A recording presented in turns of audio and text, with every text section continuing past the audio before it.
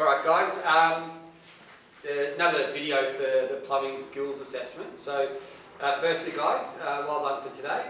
Thank you.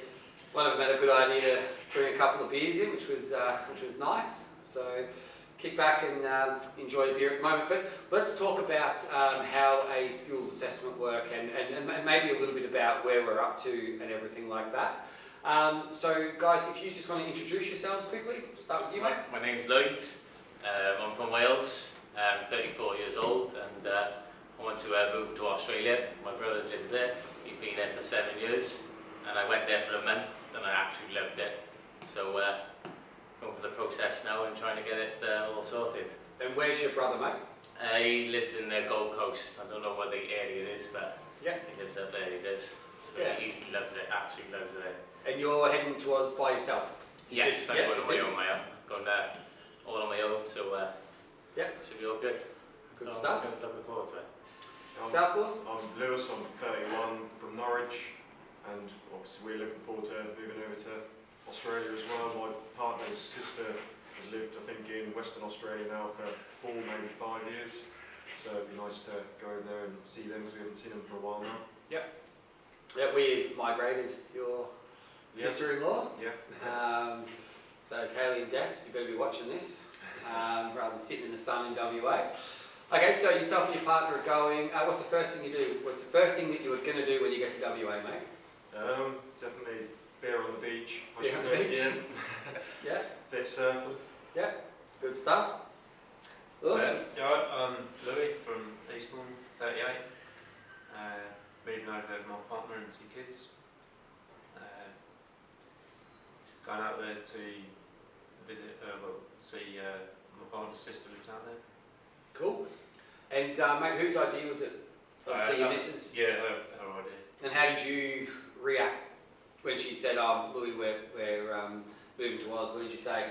Yeah, I was up for it. Yeah? Did you flinch at all, or did you think, or you were just like, sounds good? Sounds good, let's go. I've worked with you all day today, so you're a pretty relaxed person. Yeah. So I think, we went down that way. Mate, and who's going with you? Yourself, your partner, and who else going? 2 kids. 2 kids? And how old are the kids? One's 8 and one's 15. One's 8, 15. And have you told the grandparents yet, mate? No. Okay. And when are you going to tell the grandparents? Hopefully we'll get a visa. Yeah, you're going to wait to the... Yeah, wait to the end. And whereabouts you're going to be in Queensland as well? Queensland, yes. Yeah, you got an area in Queensland you're looking to go to? We're not sure yet, maybe Gold Coast area. Yeah. Something. Perfect. Perfect. Okay, self mate? Yeah, I'm Matt, 31 years old from Eastbourne. I'm hoping to move over to Queensland with my partner and our 2 children. Her brother lives out there, he's been out there for 7 years, he's now a citizen, so we're hoping to get involved in what they're doing. Yep. Perfect. Now, Matthew, how many years have you been a plumber for, mate? I've been doing it for 12 years. 12 years? Yeah. Probably 15, 16? Yeah, 15 ever since I left school. 8 years. 8 years? Good on you. So you've been plumbing for a while and everything. I guess we try to put we spoke about this video before we did it, being the April crew 2021. But obviously we're trying to do this I guess, you watched a couple of these videos, you just said, and you sort of felt that it was relaxing to let other people know what it's a bit about. But let's try to dig a little bit deeper, I guess, into that. Now, when we spoke about it before, no one really wanted to talk, so I just said I'll just pick on someone and he's have to answer. Okay, so we're just going to roll with that. So let's talk a little bit about the documentary assessment. Okay, so you may as well start it off with us, Lloyd. Yeah, so what I have to do is speak to the Down Under Centre and they tell you all documents, what you need and anything like that, your bank statements and all the unnecessary stuff you need to get all the documents together, all your plumbing and all the all the stuff you need. So it's really helpful. The brilliant team to work with. And just with that, so you need pay documents, tax documents, you need evidence now. How hard was that to get? It's pretty hard to get, isn't it? It was very challenging. It was quite hard to get, but as I said, the Down Under Centre, they were there supportive all the time. They're always on the phone. If you ever need them or anything like that, on an email, they're always there to help you out with the process and what you need to do and everything like it was really good. Can't hold that. How did you find the documentary assessment, mate, or did you get young Emma to do it all for you? Yeah, I was quite lucky, I think, that way. Emma did do a lot of that. I got lots of messages from her. What about this? What about that? When she gets onto something, she's quite determined to get it done. So Yeah, lucky I man. was pushed for it. So Lucky man. So I think the documentary assessment, I always believe it's like the hardest part. Obviously, we'll provide you and give you guidance of what you need to get, how you need to get it, but it's just waiting on third-party reports. Were you waiting on anyone, mate, for anything? No, not really. No? The worst bit was getting the 80s of the tax and the bank Yeah. statements, but And did you go direct with your HMRC, or did you already have them? no, I had to go get them from the HMRC. And how long did HMRC roughly take to come back? Probably about a week. About a week? Posted them out in a week, yeah. Yeah. So, That's not bad. That's actually really good. Again, part of our, we'll tell you who to contact, what to ask for. But sometimes they can drag on for like a few months that we've seen. And what did you, Matthew, the documentary assessment part, man? Anything that you found harder or easier? Yeah, I found getting the statement of services from previous employers quite difficult. Some of them would promise me that they would write one out for me and never got round to it. So I ended up having to use an ombudsman to prove that I had done to do those work. Yeah. Yeah, I guess it's hard waiting on other people to get things done for you. Yeah. I think we know how our wives feel, don't we? Yeah. But, okay, so documentary assessment, found it challenging. Any tips anyone would like to give anyone about the documentary assessment? I mean, Lloyd, you said join the DUC, that's great, but anything else, guys? Would you, we suggest people start with the, collecting the paperwork from HMRC, the banks and everything like that. Would that be fair to say, or would you do anything different? had the nice sort of graph you gave us, and we just sort of Yes. done each thing and ticked it down. We gave you a percentage of how far else you have to go, and it was really, really helpful, really. Yeah, it's sort of encouraging, isn't it? Yeah. So, because you get yourself down. Each step, each step, concentrate on that one step, and then you just take them off each one, and I just found that was, really helpful as well. It's not all in one, just one thing at a time. Do you know what I mean? That's why I say just concentrate on one thing and just tick them off each one, and that's really good. Cool. Love that. Okay, guys, next step, the technical interview.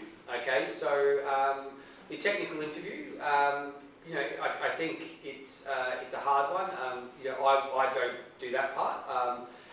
One of the assessors with ATDC in Australia get that part done. So, Matthew, how did you find the technical interview, mate? Yeah, I found it pretty straightforward actually. We got given 3 sets of plans, and the assessor, he picked various points in the plans and told me, to explain what tools I'd use and how I'd do it. And I think that generally, if you're doing that sort of stuff every day anyway, it seems to, the information's there in your head. Yeah. Okay, so it gives you options, and we get you to print out the plan before you do the technical interview. Now, when it came time for the technical interview, did you pick the date? Did they pick the date? How did it work, mate? So they picked the time, the date and the time, and obviously it was their time. So I had the interview was at 6 o'clock in the morning here, so I had to be up early enough to be fresh for it, sort of thing. So. And before the technical interview, were you nervous? How were you feeling before the technical interview? Yeah, I was nervous because I didn't quite know whether I'd be able to drag the information out that I needed at the time under that pressure. But actually, whilst I was doing it, I felt quite comfortable quite quickly. Yeah. Cool. And how long roughly was your technical interview for, mate? It was 2 hours. So, 2 hours? Yeah, as long as I thought it'd be. Okay. Everyone else was around 2 hours. Anyone shorter? Anyone longer? 2 hours. 2 hours? Yeah. 2 hours. Okay, cool. And Matthew, obviously you're obviously a bit nervous when you went into it. When you came out of it, were you relieved? Did it manage your sort of expectations? Yeah, totally. Yeah. I was really relieved after it. Sort of made me feel a bit more assured with not my capabilities, but it was intimidating at first, and I felt like it was easier than I thought. Yeah. So, Lewis, the practical assessments. How did you feel it went, mate? Well, explain to us how it happens. Basically, we had a set time here. I think it started at 9 o'clock, so we got it a little bit earlier.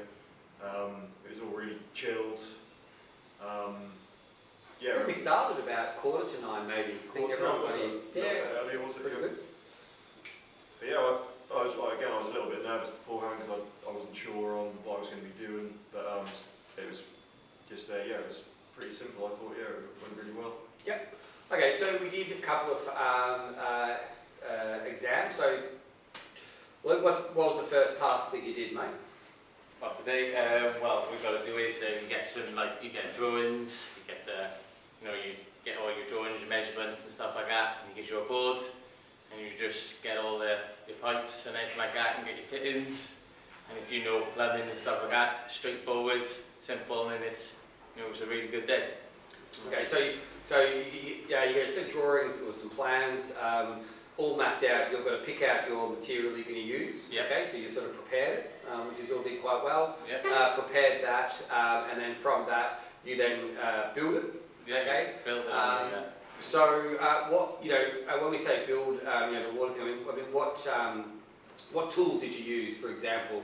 Everyone's going to answer that. You may as well keep going, mate. Yeah, well, you use adjustables, use your pipe benders, your tape measure, pencil, your level, all the stuff you use on a daily basis when you're doing plumbing and stuff like that, and you just go from there then, and it was really good.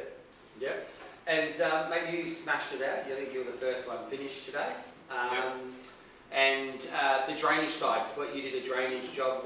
How did you go about that, mate? It's just following the drawing, and just push fitting some of the pipes together, solvent weld, with a few traps on either side. Yeah. That's it really. So it's all right. straightforward. So. Cool. So we've come in, we've done that part, and then the next thing, obviously, we did was then we spoke about the points calculation. Your points and everything like that. Okay, so you're all down on the clients.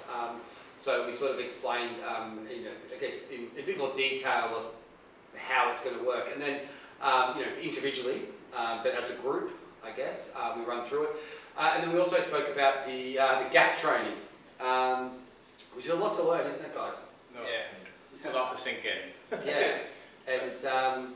Guys, the gap training is mandatory. So completion of the skills assessment, you get given the OTSR. Okay, you take that to any regulator in Australia. They'll give you your provisional plumbing registration, and then you'll be asked to do the gap training. My advice to these guys is obviously speak to the regulator, the state or territory you're moving to, or speak to Down Under Centre, and we can sort of work with you to show you what you need to do, but just make sure that you are speaking to, you are in contact with the regulator, because each state and territory has a different regulator, requires different thing. We also spoke about the licensing. We spoke a bit about what plumbers can earn in Australia. We spoke about the lifestyle and everything. And I think from today, have you felt more that I guess you probably feel a bit happy that it's over? Okay, now we've got one guy who's done his English test, and the rest of you guys are going to go off and do your English test. Yep. And when have you got your English test booked, mate? Friday, next week. And which test are you doing? The Pearson. The Pearsons? Okay, and have you done any preparation for it at all, mate? Not yet. No, you're just going to wing it? Just going to wing it. And have you guys got your English test planned at all? No, I haven't got it planned. You're not planning on doing yours?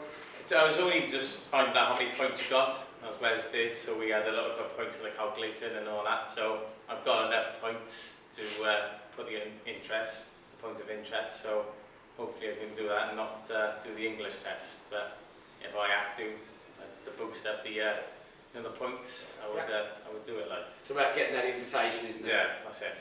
Isn't it? All right, guys. So cool. So we're pretty excited. You've got through this part. You must be stoked, mate, because you're ready to roll. Yeah. Nothing else to do. Just play the waiting game for the visa, I guess, and make mistakes to open.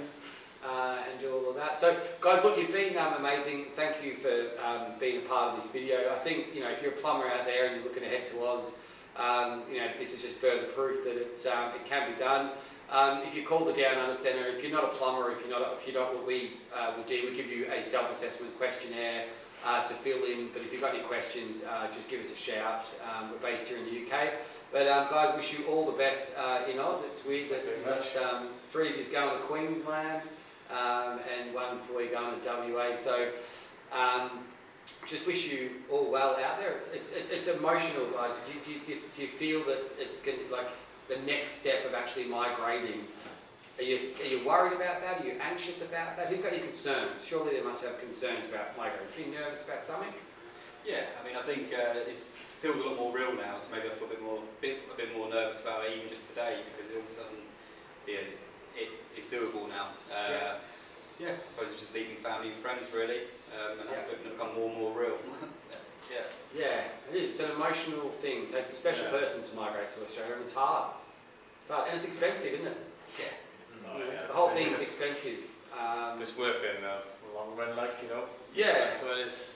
That's what you're here for, and this is what we're doing. So it's, you know, this is what it's all about. Yeah, that's it, mate. It's just, you know, the skill assessment is a part of the process, so we may as well get it done. Get to meet a few mates along the way, and hopefully you can all, you know, help each other out with, you know, just employment or, you know, just a general support as well. You know, and hopefully you all catch up for a beer. Anyway, yeah, cheers for listening in, and thanks again, Plumbers. And Thank you very much. We'll catch you soon.